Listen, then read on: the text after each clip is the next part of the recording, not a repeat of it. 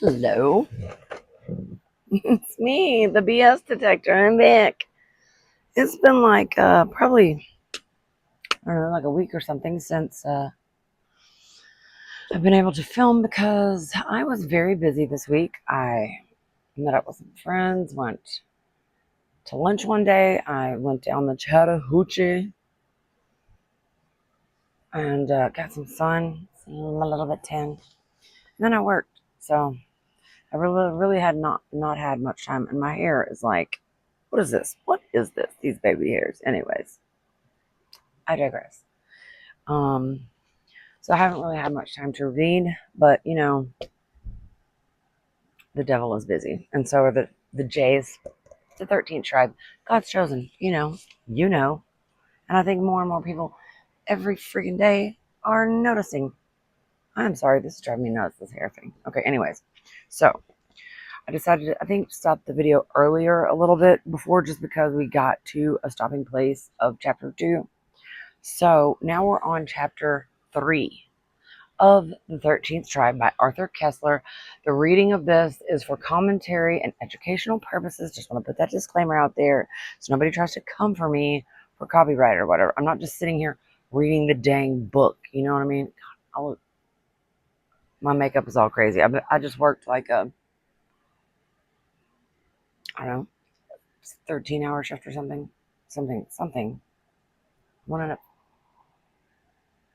I don't know how many hours it was. It was a lot of hours. I'm too tired to do math. Anyways, I'm jibber jabbering about nothing now. Okay, so this is chapter 3. It's called Decline. I guess it's the decline of the Khazarian Empire with all their savagery. Oh, and you know what else is interesting? I was listening to JT on JT Follows JC, and he was mentioning some Tartarian like civilization or whatever, and it made me think, because or maybe Byzantium, I can't remember, but it was like right around the time that the Bulgars and the Khazars were doing all their mess. So I just thought that was kind of interesting, even though I think JT is missing a lot of the point on certain things at this point. I love JT, and he is very, very smart. I mean, and he knows his stuff. So far be it for me to try to take anything from him in that way, but I just wish he would focus a little bit more on kind of like these J's out here, bro. Anyways, so this is chapter 3, The Decline. Quote, "It was," wrote Dr. D. Senor, in the quote, "in the second half of the 8th century that the Khazar Empire reached the acme of its glory," end quote. That is, between the conversion of Bulan and the religious reform under Obadiah. And not the freaking Obadiah of the Bible, okay? Now they're pretending. They're cosplaying, remember? This is not meant to imply that the Khazars owed their good fortune to their Jayish religion. It's rather the other way around. They could afford to be Jays because they were economically and militarily strong. A living symbol of their power was the Emperor Leo the Khazar, who ruled Byzantium in 775 through 780. Interesting.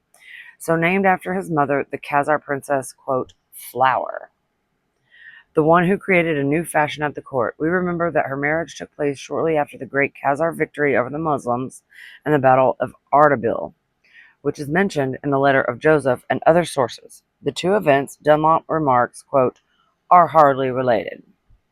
However, amidst the cloak and dagger intrigues of the period, dynastic marriages and betrothals could be dangerous. They repeatedly gave cause, or at least provided a pretext, for starting a war. Just doesn't that seem like the MO at this point, bro? Like, we have been at war for how long? I mean, literally how long? Because we had World War I, which was caused by them, and then World War II, which was caused by them, and then Vietnam, which I don't know. I got to study more about Vietnam because I really don't know nothing about that war. I'm not a historian. I really didn't pay attention in high school. But we know that all wars are bankers' wars, and I know some of y'all have seen that documentary, so they at least profited off of it. And then all the desert storms, that was definitely them. And now the thing with Iraq that we're dealing with, and the Shminaside that's happening in Palestine, I'm sorry. I love how people like Jimmy Dore and all these other people, they're like approved. I don't know what they're commentators on stuff like this. I love how they get to just say the word Shmianism and J and all this stuff, and they don't have problems uploading their videos like I do mine. But if I say the J word or Shmianism, the Z word, one too many times, like literally the video will not upload. I've tried it a couple of times. It's crazy. There's like some sort of AI speech tracker or something that like will not allow me to upload my videos. Isn't that crazy? But this is just wild to me that like literally nothing's changed. There's always a pretext for war with these people. The pattern was apparently set by Attila, the erstwhile overlord of the Khazars. In 450, Attila is said to have received a message accompanied by an engagement ring from Honoria, sister to the West Roman Emperor Valentinian III. This romantic and ambitious lady begged the Hun chieftain to rescue her from a fate worse than death, a forced marriage to an older senator, and sent him her ring. Attila promptly claimed her as his bride, together with half the empire as her dowry, and when Valentinian refused, Attila invaded Gaul. Several variations on this quasi-archetypal theme crop up throughout Khazar history. We remember the fury of the Bulgar king about the abduction of his daughter, and how he gave this incident as the main reason for his demand that the caliph should build him a fortress against the Khazars. If we are to believe the Arab sources, similar incidents, though with a different twist, led to the last flare-up of the Khazar Muslim wars at the end of the 8th century after a protracted period of peace. According to Al-Tabari, in AD 978, and that's not like a nailed down date, that's an approximation, says the footnote. The Caliph ordered the governor of Armenia to make the Khazar frontier even more secure by marrying a daughter of the Kagan. This governor was a member of the powerful family of the Barmecides, which incidentally reminds one of the prince of that eponymous family in the Arabian Nights, who invited the beggar to a feast consisting of rich dish covered with nothing beneath. What a shit thing to do, bro. People are evil. People are just fucking mean and they're evil. Anyway, the Barmecide agreed. Is it the Barmecide? It reads like Barmecide, but I don't think it's pronounced Barmecide. I'm pretty sure it's Barmecide. Anyways, then the Khazar princess with her suite and dowry was duly dispatched to him with a luxurious cavalcade. But she died in childbed. The newborn died too, and her courtiers, on their return to Khazaria, insinuated to the Kagan that she had been poisoned. The Kagan promptly invaded Armenia and took, according to 2 Arab sources, 50,000 prisoners. The Caliph was forced to release thousands of criminals from its goals and arm them to stem the Khazar advance. It's crazy, dude. Like, the drama, it's like, it just never stops with these people. I'm sorry, I've got so much crap over here in this corner. Okay. The Arab sources relate at least one more 8th century incident of a misfired dynastic marriage, followed by a Khazar invasion, and for good measure, the Georgian Chronicle has a particularly gruesome one to add to the list, in which the royal princess, instead of being poisoned, unalives herself to escape the Kagan's bed. Like, dang, bro. That's wild work. Okay. The details and exact dates are, as usual, doubtful. And so is the real motivation behind these campaigns, but the recurrent mention in the chronicles of bartered brides and poison queens leaves little doubt that this theme had a powerful impact on people's imagination, and possibly also on political events. This is part 2 of chapter 3. No more is heard about Khazar Arab fighting after the end of the 8th century. As we enter the 9th, the Khazars seem to enjoy several decades of peace at least. There is little mention of them in the chronicles, and no news is good news in history.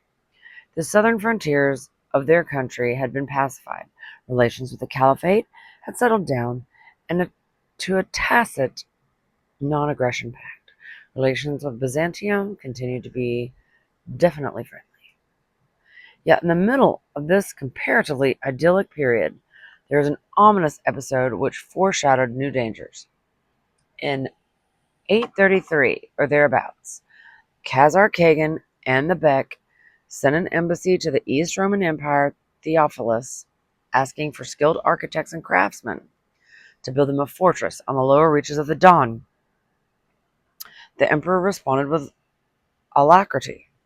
He sent a fleet across the Black Sea and the Sea of Azov up the mouth of the Don to the strategic spot where the fortress was to be built. Thus came Sarkel into being, the famous fortress and priceless archaeological site. Virtually the only one that yielded clues to Khazar history, until it was submerged in the Semlyansk Reservoir, adjoining the Volga-Don Canal. And see, they've done this, like, I know you can probably go look up, like, I'm like, this is wet. I don't know how, I guess I was washing my hands or something. Anyways, but thinking about, like, all the civilizations, bro, that have just been submerged. I mean, I even know, like, around here, I think in Georgia, there was, I think it was like a black community or something that, you know, I mean, you know how racist it was down here in the South back in the day, that something happened to them and they just flooded the town. So there's literally, like, no proof of that, really. I mean, unless you can go diving or something to see it. And then I know that there's a lot of other, like, archaeological stuff in China, that there's a huge dam in China, that there's, like, a whole other civilization underneath the water. And we know about the lost city of Atlantis. That's, like, in the ocean. But I mean, there's, like, a ton of places that, you know, they have, like, dammed up and then just, like, flooded these places out. It's kind of crazy. I mean, that's what they do when they don't want you to know part of the history of anything. They just submerge it in water. That's the easiest way to get rid of, I mean, one of the easiest ways to get rid of evidence, save, like, burning it to the ground, which, you know, you start looking into all the fires that started happening in, like, the 1800s, I think. And then it gets pretty obvious that they've been doing a lot of destroying of a lot of old civilizations because they do not want us to know what really happened. And that's quite obvious. Anyway. All right. Where were we? Byzantium. Okay. So, Constantine Porphyrogenitus, who related the episode in some detail, says that since no stones were available in the region, Sarkel was built of bricks, burnt in especially constructed kilns. He does not mention the curious fact, and this is in parentheses, discovered by Soviet archaeologists while the site was still accessible, in the parentheses, that the builders also used marble columns of Byzantine origin dating from the 6th century and probably salvaged from some Byzantine ruin. A nice example of imperial thrift. I thought it said theft. And, you know, a friend and I were having, like, serious conversations the other day about, you know, the veracity of these claims that, like, horse and buggy people literally had the technology to, like, build all these marble things, you know, and but they're living in shacks, right? Come on, bro, give me a break. But, you know, some people will believe anything Google says.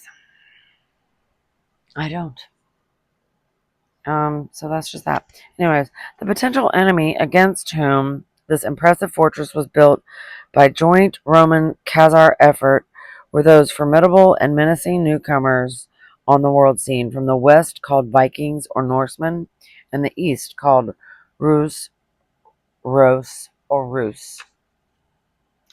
2 centuries earlier, the conquering Arabs had advanced on the civilized world in a gigantic pincher movement, its left prong reaching across the Pyrenees, its right prong across the Caucasus. Now, during the Viking Age, history seemed to create a kind of mirror image of that earlier phase. The initial explosion, which had triggered off the the Muslim wars of conquest, took place in the southernmost region of the known world, the Arabian Desert. The Viking raids and conquest originated in its northernmost region, Scandinavia. The Arabs advanced northward by land, the Norsemen southward by sea and waterways. The Arabs were, at least in theory, conducting a holy war. The Vikings waged unholy wars of piracy and plunder, but the results, as far as the victims were concerned, were much the same. In neither case have historians been able to provide convincing explanations of the economical, ecological, or ideological reasons which transformed these apparently quiescent regions of Arabia and Scandinavia quasi-overnight into volcanoes of exuberant vitality and reckless enterprise. Both eruptions spent their force within a couple of centuries, but left a permanent mark on the world. Both evolved in this time span from savagery and destructiveness to splendid cultural achievement. About the time when Sarkel was built by joint Byzantine-Khazar efforts in anticipation of attack by the Eastern Vikings, their western branch had already penetrated all the major waterways of Europe and conquered half of Ireland. Within the next few decades, they colonized Iceland, conquered Normandy, repeatedly sacked Paris, raided Germany, the Rhine Delta, the Gulf of Genoa, circumnavigated the Iberian Peninsula, and attacked Constantinople through the Mediterranean and the Dardanelles, simultaneously with a Rus attack down the Dnieper and across the Black Sea. As Toynbee wrote, quote, in the 9th century, which was the century in which the Rus impinged on the Khazars and on the East Romans, the Scandinavians were raiding and conquering and colonizing in an immense arc that eventually extended southwestward to North America and southeastward to the Caspian Sea, end quote. No wonder that a special prayer was inserted in the litanies of the West. A furor Normanorum libera nos Domine. No wonder that Constantinople needed its Khazar allies as a protective shield against the carved dragons on the bows of the Viking ships, as it had needed them a couple of centuries earlier against the green banners of the Prophet. And as on that earlier occasion, the Khazars were again to bear the brunt of the attack, and eventually to see their capital laid in ruins. Not only Byzantium had reason to be grateful to the Khazars for blocking the advance of the Viking fleets down the great waterways from the north, we have now gained a better understanding of the cryptic passage in Joseph's letter to Hasdai, written a century later. Quote, with the help of the Almighty, I guard the mouth of the river and do not permit the Rus who come in their ships to invade the land of the Arabs. I fight heavy wars with the Rus. End quote. This is section 3 of chapter 3. The particular brand of Vikings, which the Byzantines called Ros, were called Varangians by the Arab chroniclers. The most probable derivation of Ros, according to Toynbee, is from the Swedish word roder, meaning rowers. As for Varangian, it was used by the Arabs and also the Russian primary chronicle to designate Norsemen or Scandinavians. The Baltic was actually called by them the Varangian Sea. Although this branch of Vikings originated from eastern Sweden, as distinct from the Norwegians and the Danes who raided Western Europe, their advance followed the same pattern. It was seasonal. It was based on strategically placed islands which served as strongholds, armories, and supply bases for attacks on the mainland, and its nature evolved where conditions were favorable, from predatory raids and forced commerce to more or less permanent settlements and ultimately amalgamation with the conquered native populations. Thus the Vikings' penetration of Ireland started with the seizure of the island of Rechu, which is Lambay, and Dublin Bay. England was invaded from the Isle of Thanet. Penetration of the continent started with the conquest of the islands of Walcheren off Holland and Noirmoutier in the sanctuary of the Loire. Dude, French stuff. I'm not good at French words. Okay. At the eastern extreme of Europe, the Northmen were following the same blueprint for conquest. After crossing the Baltic and Gulf of Finland, they sailed up the river Volkhov into Lake Ilmen, south of Leningrad, where they found a convenient island, the home guard of the Icelandic sagas. On this, they built a settlement which eventually grew into the city of Novgorod, which is not to be confused with Nizhny Novgorod, now renamed Gorky, which is in Russia. Which this other Novgorod might be too, but it's not the same one. It's not the same as the contemporary one. Okay, anyway, where was I? Okay, from here, they forayed on southward on the great waterways, on the Volga into the Caspian, and on the Dnieper into the Black Sea. The former route led through the countries of the militant Bulgars and Khazars, the latter across the territories of various Slavonic tribes who inhabited the northwestern outskirts of the Khazar Empire and paid tribute to the Khagan, the Polian in the region of Kiev, and the Vyaktichi south of Moscow, the Radimishi, Radimishchy,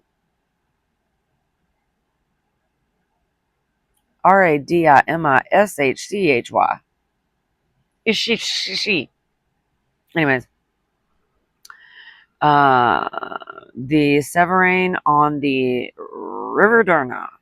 Constantine Porphyrogenitus and the Russian Chronicle are in fair agreement concerning the names and locations of these tribes and their subjection to the Khazars. Just so you know. Okay. These Slavs seem to have developed advanced methods of agriculture and were apparently of a more timid disposition than their Turkish neighbors on the Volga. As for as Barry put it, they became the quote natural prey of the Scandinavian raiders. These eventually came to prefer the Dnieper, in spite of its dangerous cataracts, to the Volga and the Don. It was the Dnieper which became the quote great waterway and the Ostverger of the Nordic sagas, from the Baltic to the Black Sea and thus to Constantinople. They even gave Scandinavian names to the 7 major cataracts, duplicating their Slavonic names. Constantine conscientiously enumerates both versions. For example, Baru Fors in Norse and Volny in Slavonic for the billowy waterfall. The Rankian Rus seem to have been a unique blend, unique even among their brother Vikings. Okay, let's see. Where was I? Combining the traits of pirates, robbers, and meretricious merchants who traded on their own terms and posed by sword and battle axe. They bartered furs, sword, and amber in exchange for gold, but their principal merchandise were slaves. A contemporary Arab chronicler wrote, "In this island, Novgorod, there are men to the number of 100,000, and these men constantly go out to raid the Slavs in boats. And they seize the Slavs and take them prisoner, and they go to the Khazars and Bulgars and sell them there. We remember the slave market in Italy mentioned by Masudi. They have no cultivated lands nor seed, and live by plunder from the Slavs. When a man is born to them, they place a drawn sword in front of him, and his father says, quote, I have neither gold nor silver nor wealth which I can bequeath to thee. This is thine inheritance. With it secure prosperity for thyself." End quote. Wow. So they're selling off their fucking kids, bro. Like, It's just wild to me, dude. All like this, finding out all this information is totally crazy. It's crazy, right?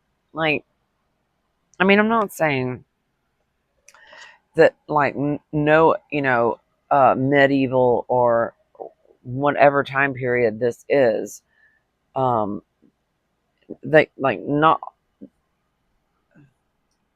I'm not saying anyone was perfect, but like it's crazy that like certain civilizations, and I use that term loosely, have propensities towards certain practices, and how nothing's really changed today. It's just a little more subtle in how it's done. And there's a lot. Okay, I'm just going to stop. Okay, a modern historian, McKevity, has summed it up nicely. Viking Varangian activity ranging from Iceland to the borders of Turkestan, from Constantinople to the Arctic Circle, was of incredible vitality and daring, and it is sad that so much effort was wasted in plundering. The northern heroes did not deign to trade until they failed to vanquish. They preferred blood-stained glorious gold to a steady mercantile profit. Ain't that some shit? Thus, the Ruse convoys sailing southward in the summer season were at the same time both commercial fleets and military armadas. The two roles went together, and with each fleet it was impossible to foretell at what moment the merchants would turn into warriors.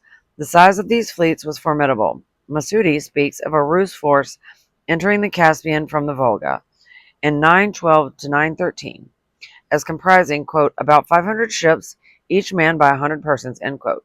Of these, 50,000 men, he says, 35,000 were killed in battle. Masudi may have been exaggerating, but apparently not much. Even in an early stage of their exploits, circa 860, the Rus crossed the Black Sea and laid siege on Constantinople with a fleet variously estimated as numbering between 200 and 230 ships. In view of the unpredictability and proverbial treacherousness of these formidable invaders, the Byzantines and Khazars had to, quote, play it by ear, as the saying goes. For a century and a half after the fortress of Sarkel was built, trade agreements and the exchange of embassies with the Rus alternated with savage wars. Only slowly and gradually did the Northmen change their character by building permanent settlements, becoming Slavanized by intermingling with their subjects and vassals, and finally adopting the faith of the Byzantine Church. By that time, the closing years of the 10th century, quote, the Rus had become transformed into Russians. The early Rus princes and nobles still bore Scandinavian names which had been Slavanized. Rurik from Rurk, and Oleg from Helgi, and Igor from Ingvar, and Olga from Helga, and so on. The commercial treaty which Prince Igor Ingvar concluded with the Byzantines in 945 contains a list of his companions, only 3 of which have Slavonic names among 50 Scandinavian names. But the son of Ingvar and Helga assumed the Slavonic name Sviatoslav. Bruh. Sviatoslav. All right. And from there onward, the process of assimilation got into its stride. The Varangians gradually lost their identity as a separate people, and the Norse tradition faded out of Russian history. It is difficult to form a mental picture of these bizarre people whose savagery sticks out even in that savage age. The chronicles are biased, written by members of nations who had suffered from the northern invaders. Their own side of history remains untold, for the rise of the Scandinavian literature came along after the age of the Vikings, when their exploits had blossomed into legend. Even so, early Norse literature seems to confirm their unbridled lust for battle and the peculiar kind of frenzy which sieged them on these occasions. They even had a special word for it: Berserksganger, the Berserk way. Y'all remember that song? The Berserker. Berserker. I don't know if anybody remembers that, but it's pretty funny. Okay, anyways, let me stop. All right. The Arab chroniclers, but that's nice to know, like, where the word berserk came from, right? The Norse Vikings, I guess. Okay, the Arab chroniclers were so baffled by them that they were that they contradict not only each other, but also themselves across a distance of a few lines. Our old friend Ivan Fadlin is utterly disgusted by the filthy and obscene habits of the Rus, whom he met at the Volga in the land of the Bulgars. The following passage on the Rus occurs just before his account of the Khazars, quoted earlier on. They are the filthiest creatures of the Lord. In the morning, a servant girl brings a basin full of water to the master of the household. He rinses his face and hair in it, spits and blows his nose into the basin, which the girl then hands on to the next person, who does likewise, until all who are in the house have used that basin to blow their noses, spit, and wash their face and hair in it. In contrast to this, Ibn Rusta writes about the same time, quote, they are cleanly in regard to their clothing, end quote, and leaves it at that. Again, Ivan Fadlan is indignant about the Rus copulating and defecating in public, including their king, whereas Ivan Rusta and Gardetzi know of nothing of such revolting habits, but their own accounts are equally dubious and inconsistent.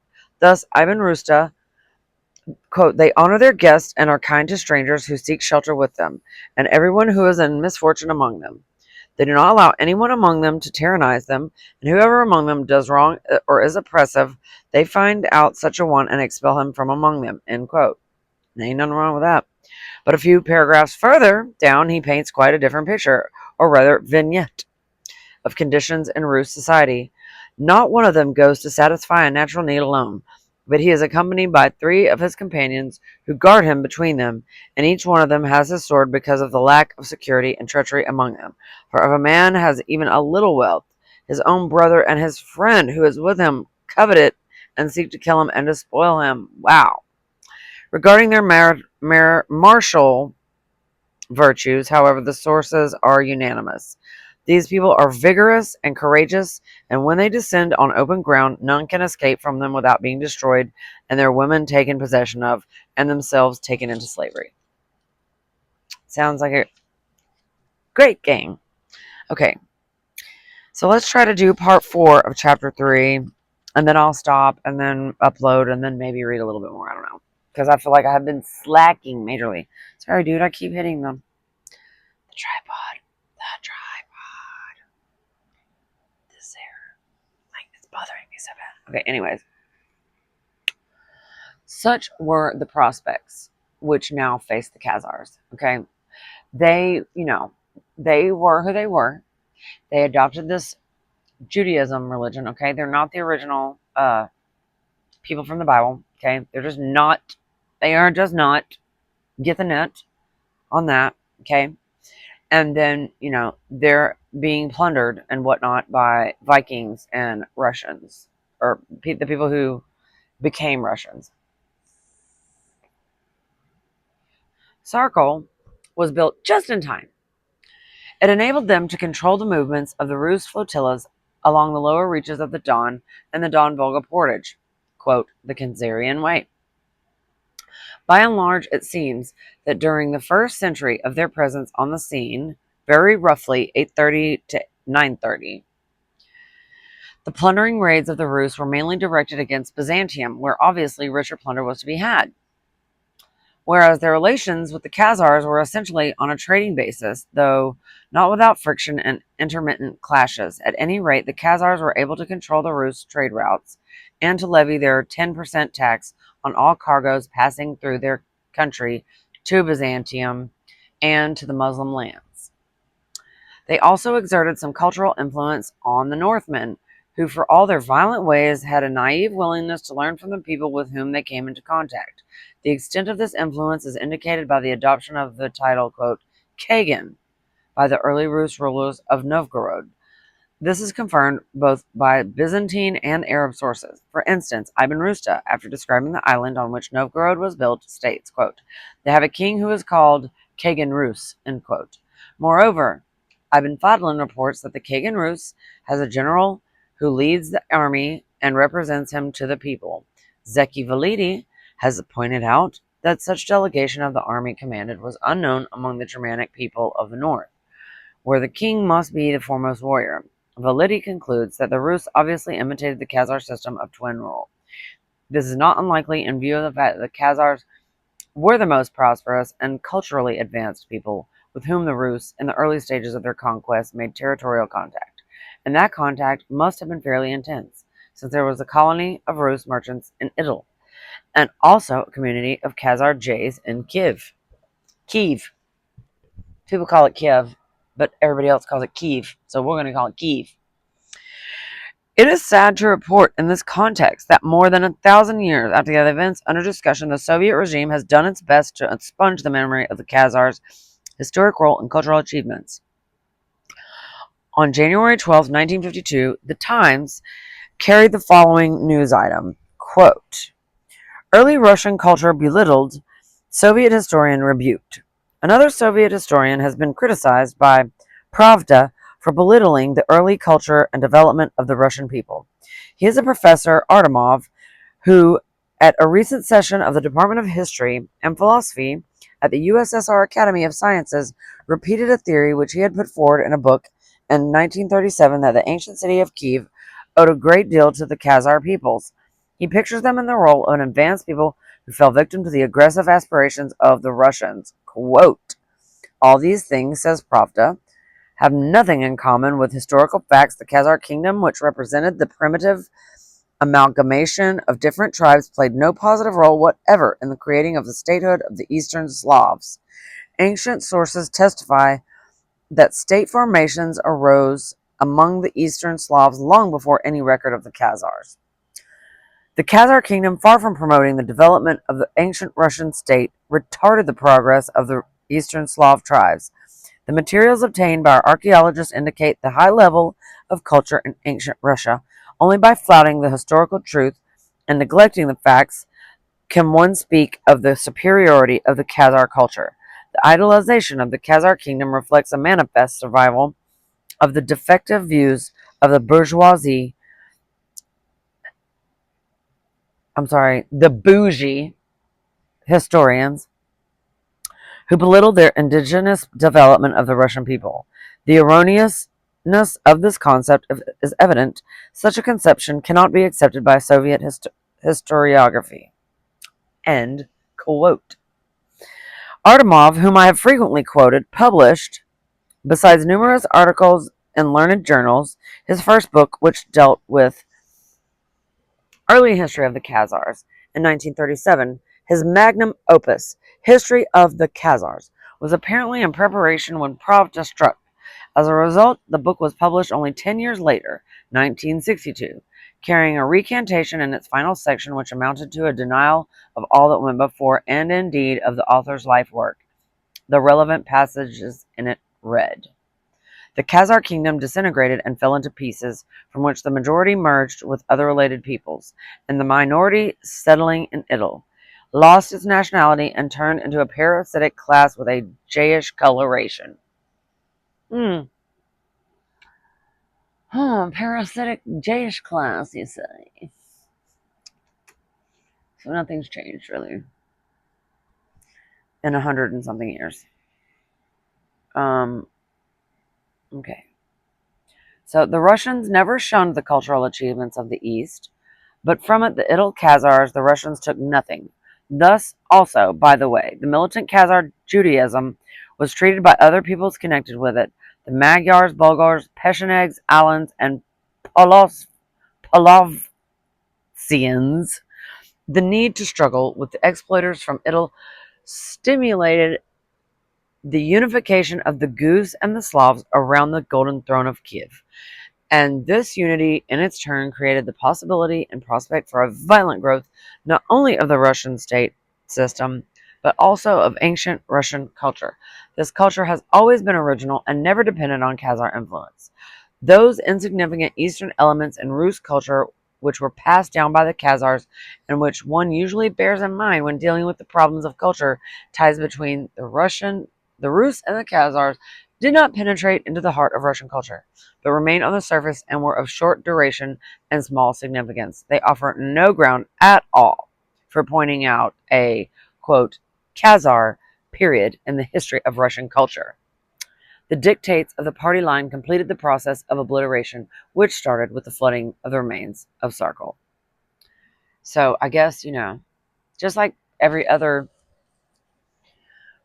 thing, every other historical freaking thing that goes on here on this friggin' plane that we exist on. Things happen and the people that are in power don't want us to know. It's not expedient, it's not convenient for us to know. I mean, hell, this book could be half full of shit for all I know. I don't know. I'm just on here reading books, and we're gonna, leave it up to you to figure out what you want to think. But definitely cannot wait to get started. I don't know what I did with that other that Shlomo Sands book, bro. I know I bought it. I don't know where it is. It's somewhere around here. And then we got to do this one, Tavistock. I feel like maybe we need to break the monotony of like some of the historical stuff focusing like just on Jays, even though like Tavistock is a Jayish think tank. I mean, in the UK, and unlike all of our social movements are basically made up from them. But anyway, so I'm going to digress now from reading the 13th Tribe, and I'm going to stop. I hope everybody's been doing good. I hope you guys have been watching the other readings. I know this is not like the most riveting and exciting, and it's like we're almost halfway through. In the next upcoming days, I'm kind of just try to like churn out some readings. So anyways, hope everybody's doing awesome. I've got some perfume reviews to do. I have a couple blind buys that I got that are dupes. I mean, I'm like the dupe champion of the universe. And then I buy dupes as like decants. Anyways, let me stop. I cannot blend too many topics together because then nobody's going to watch and it's going to make no sense. Anyways, I love you guys. I hope everyone is doing well. Please like the video. Even if you don't like it, just like it. I'm trying to get 100 subscribers so I can go live. Anyways, love you guys. Peace out.